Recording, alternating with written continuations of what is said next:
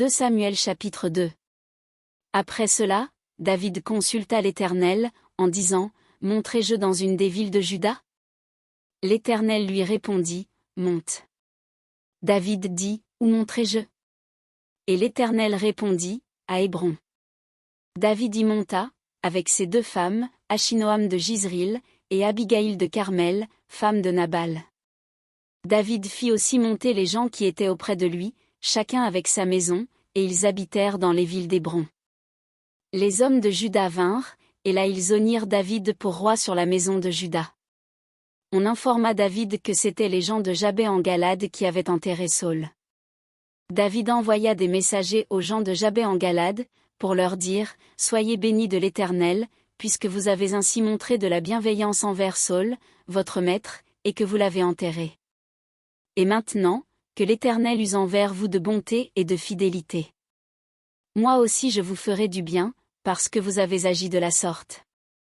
Que vos mains se fortifient, et soyez de vaillants hommes, car votre maître Saül est mort, et c'est moi que la maison de Juda a oint pour roi sur elle. » Cependant Abner, fils de Ner, chef de l'armée de Saül, prit Ish-Boshet, fils de Saül, et le fit passer à Mahanaïm. Il l'établit roi sur Galade, sur les Guéshuriens, sur Jizril, sur Éphraïm, sur Benjamin, sur tout Israël. Ish-Boshet, fils de Saül, était âgé de 40 ans, lorsqu'il devint roi d'Israël, et il régna 2 ans. Il n'y eut que la maison de Juda qui resta attachée à David. Le temps pendant lequel David régna à Hébron sur la maison de Juda fut de 7 ans et 6 mois. Abner, fils de Ner, et les gens d'Ish-Boshet, fils de Saül, sortirent de Mahanaïm pour marcher sur Gabaon. Joab, fils de Tseruja, et les gens de David, se mirent aussi en marche. Ils se rencontrèrent près de l'étang de Gabaon, et ils s'arrêtèrent les uns en deçà de l'étang, et les autres au-delà. Abner dit à Joab, « Que ces jeunes gens se lèvent, et qu'ils se battent devant nous. » Joab répondit, « Qu'ils se lèvent. » Ils se levèrent et s'avancèrent en nombre égal, 12 pour Benjamin et pour Ish-Boshet, fils de Saül, et 12 des gens de David. Chacun saisissant son adversaire par la tête lui enfonça son épée dans le flanc, et ils tombèrent tous ensemble. Et l'on donna à ce lieu, qui est près de Gabaon, le nom de El-Katatshurim. Il y eut en ce jour un combat très rude, dans lequel Abner et les hommes d'Israël furent battus par les gens de David. Là se trouvaient les 3 fils de Tseruja, Joab, Abiskaï et Asaël. Asaël avait les pieds légers comme une gazelle des champs. Il poursuivit Abner, sans se détourner de lui pour aller à droite ou à gauche.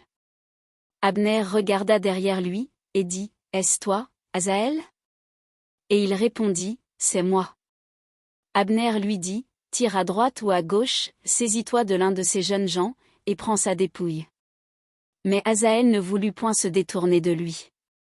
Abner dit encore à Asaël, « Détourne-toi de moi, pourquoi te frapperai-je et t'abattrai-je en terre ? Comment ensuite lèverai-je le visage devant ton frère Joab » Et Asaël refusa de se détourner. Sur quoi Abner le frappa au ventre avec l'extrémité inférieure de sa lance, et la lance sortit par derrière. Il tomba et mourut sur place. Tous ceux qui arrivaient au lieu où Asaël était tombé mort, s'y arrêtaient. Joab et Abiskaï poursuivirent Abner, et le soleil se couchait quand ils arrivèrent au coteau d'Ama, qui est en face de Gyash, sur le chemin du désert de Gabaon. Les fils de Benjamin se rallièrent à la suite d'Abner et formèrent un corps, et ils s'arrêtèrent au sommet d'une colline. Abner appela Joab, et dit, « L'épée dévorera-t-elle toujours ? Ne sais-tu pas qu'il y aura de l'amertume à la fin ? Jusqu'à quand tarderas-tu à dire au peuple de ne plus poursuivre ses frères » Joab répondit, « Dieu est vivant. Si tu n'eusses parlé, le peuple n'aurait pas cessé avant le matin de poursuivre ses frères. » Et Joab sonna de la trompette, et tout le peuple s'arrêta, ils ne poursuivirent plus Israël, et ils ne continuèrent pas à se battre. Abner et ses gens marchèrent toute la nuit dans la plaine, ils passèrent le Jourdain, traversèrent en entier le Bitron, et arrivèrent à Mahanaïm. Joab revint de la poursuite d'Abner, et rassembla tout le peuple, il manquait 19 hommes des gens de David, et Asaël. Mais les gens de David avaient frappé à mort 360 hommes parmi ceux de Benjamin et d'Abner. Ils emportèrent Asaël, et l'enterrèrent dans le sépulcre de son père à Bethléem. Joab et ses gens marchèrent toute la nuit, et le jour paraissait quand ils furent à Hébron.